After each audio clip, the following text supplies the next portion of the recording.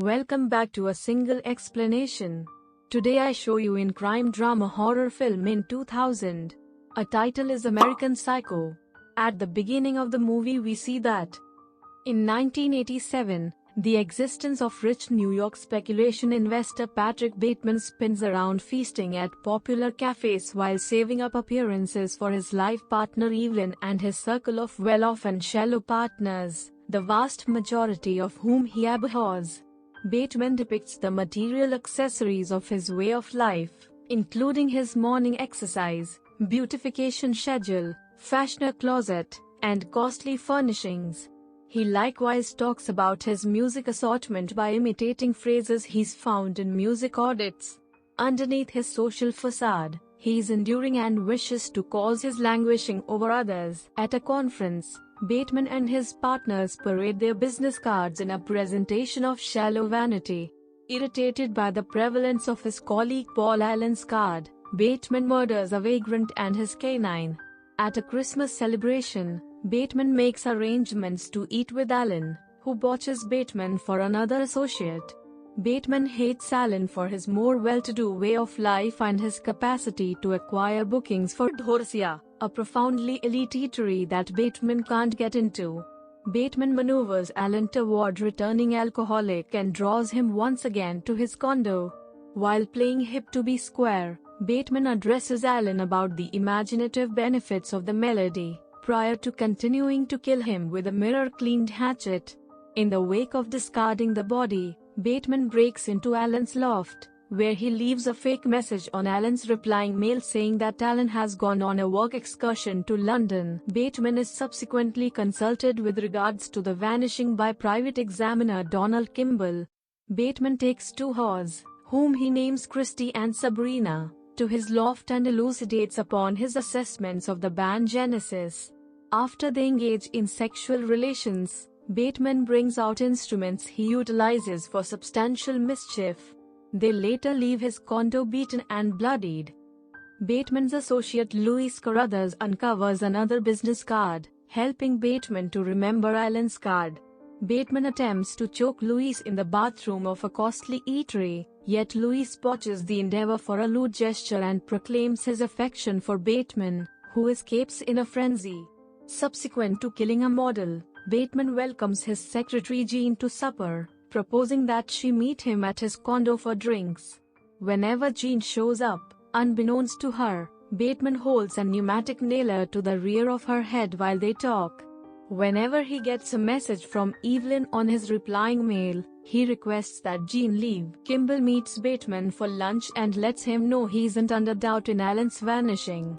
Investigator Kimball interviews Bateman again and, while Kimball harbors his own questions of Bateman, he uncovers that an associate of Bateman's professes to have seen Paul Allen in London, raising doubt about the whole examination. Bateman is at first diminished by the news, yet is annoyed and starts to question himself. Bateman gets back to the spot he met Christy and requests that she accompany him. At first she is reluctant to go along with him once more, as her past wounds carried her to the ER and could require a medical procedure. She is at last convinced to join Bateman after he offers huge amounts of money and vows to act more pleasant.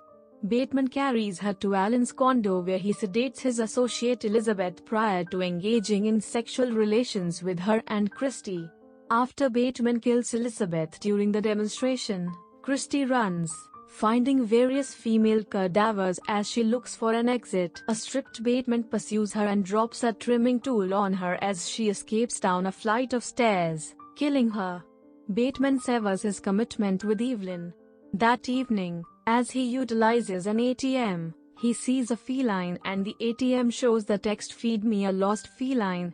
Whenever he gets ready to shoot the feline, a lady stands up to him, so he shoots her.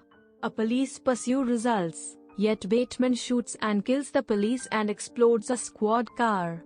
Escaping to his office, Bateman enters some unacceptable structure, where he is welcomed as Mr. Smith prior to killing a safety officer and a janitor. In an office he accepts as his, a police helicopter focuses a light on Bateman. He stows away and calls his legal counselor Harold Carnes and wildly leaves an admission, expressing that he has killed 20 or 40 individuals. The next morning, Bateman visits Alan's condo to tidy up Alan's remaining parts. However, it is empty and available to be purchased. He professes to be an expected purchaser. However, the real estate professional fools Bateman into uncovering that he isn't there to purchase the condo. She then, at that point, secretively lets him know that the condo doesn't have a place with Paul Allen, prior to requesting him to leave.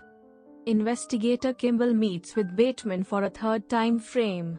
In spite of the fact that Bateman is alarmed he will be discovered, Kimball guarantees him that few observers saw Allen in London, and Kimball tells Bateman that Allen presumably left town an extended getaway for half a month.